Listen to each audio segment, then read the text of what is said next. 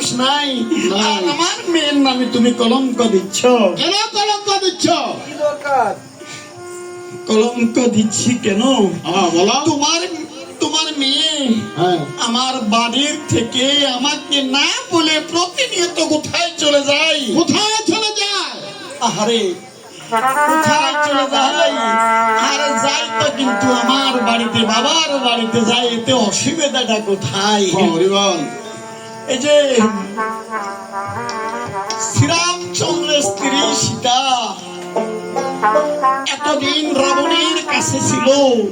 রাবণ কোন দুর্দর্শন একজন বলাৎকারী, সেই ত্রিলক্ষ বিজয়ী রাবণ, স্বর্গ মর্ত্য পাতাল রাবণের ভয়ে কম্পমান। আজকে সে অবলা নারী কেমন করে তার কাছ থেকে সতীত্ব রক্ষা করেছে? এটা কারো মনে জাগে সতীত্ব রক্ষা করছে? কারো মনে জাগে না সতীত্ব রক্ষা করতে পেরেছে? সেই নষ্ট সীতাকে নিয়ে রাম আজকে এই সিংহাসনে বসে আছেন।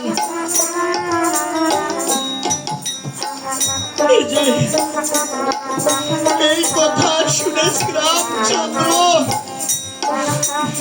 এই কথা শুনেছি রামচন্দ্র সীতা সীতা বলে তখন আপনি জ্বলিয়া পড়িলেন।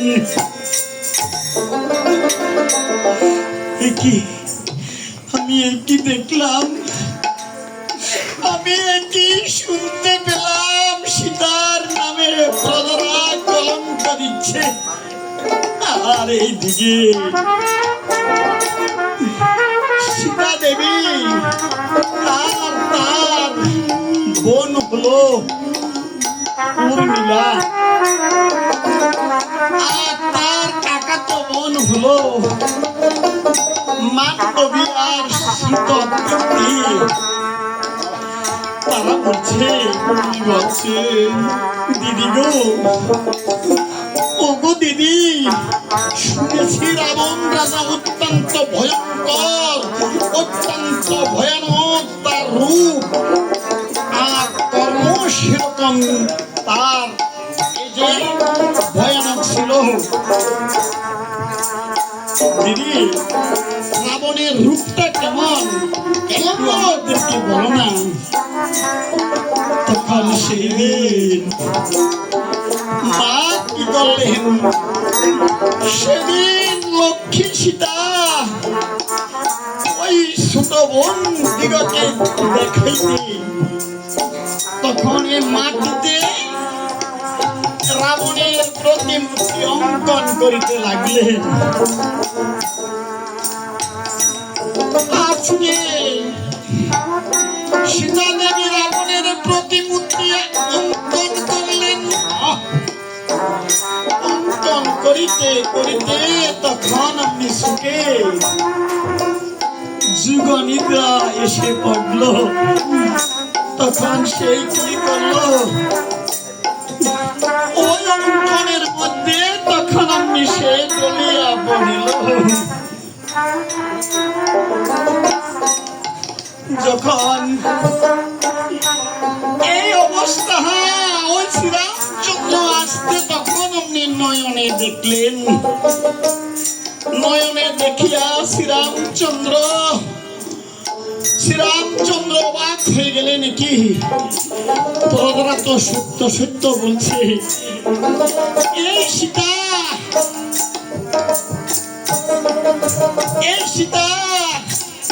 হলো কিন্তু রাবণের ভক্ত। এই রাবণকে সে কখনো ভুলতে পারেনি। আজকে সেই তার এই ছবি অঙ্কন করে তার উপরে শুয়ে তার স্বাদ মিঠাইল। কিন্তু সত্যি বলেছে,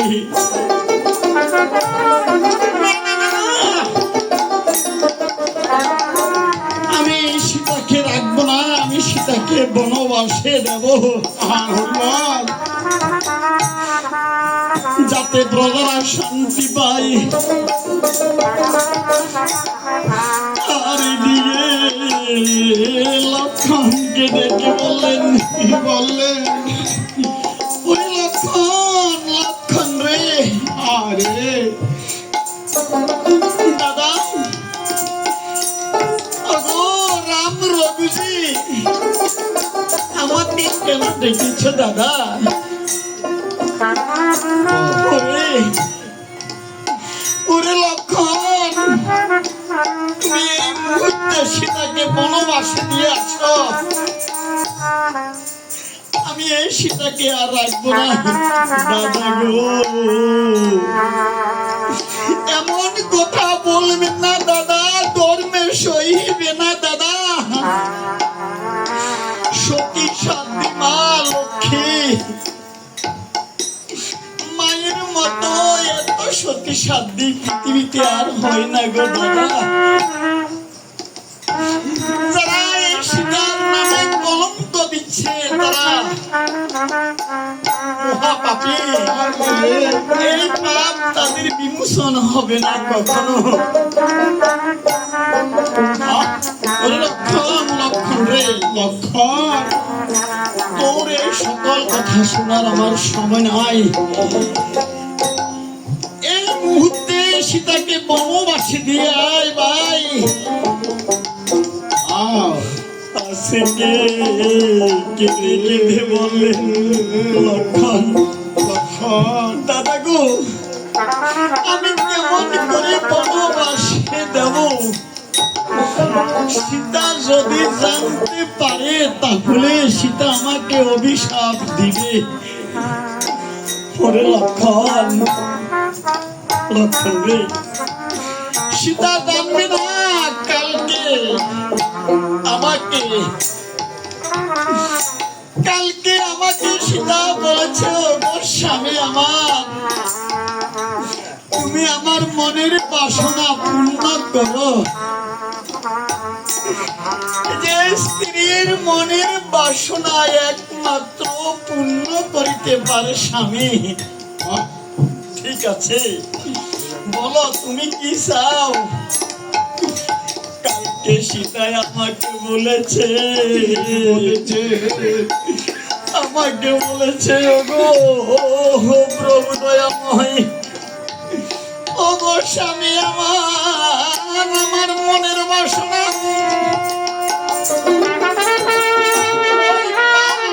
ঠাকুরের তপবনে ৬০,০০০ মুনির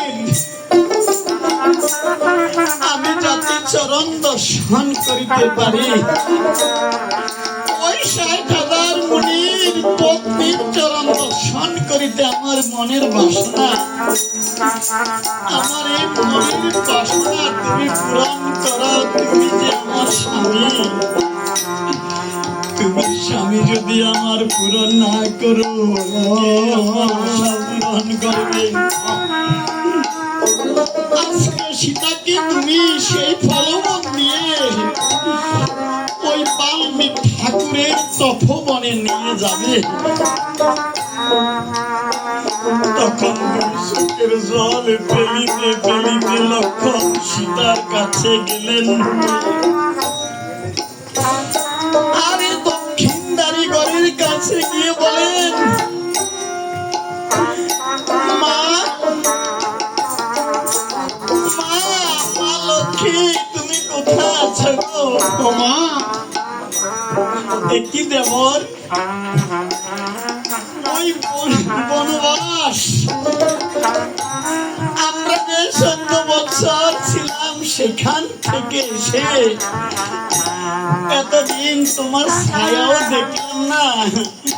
আজকে তুমি আমার কাছে কেন এসেছো বলো দেবী গো? কালকে তুমি দাদাকে বলেছিলে ওই বাল্মীক ঠাকুরের তপবনে ৬০,০০০ মুনির পত্নীর চরণ দর্শন করিতে। আজকে দাদা বলেছে তোমাকে নিয়ে বলেছে, আজকে দাদা বলেছে তোমাকে নিয়ে যেতে। চলো দেখি। মা তো জানে না রে, মাকে যে ফলবন দিয়ে বনবাসে নিয়ে যাচ্ছে।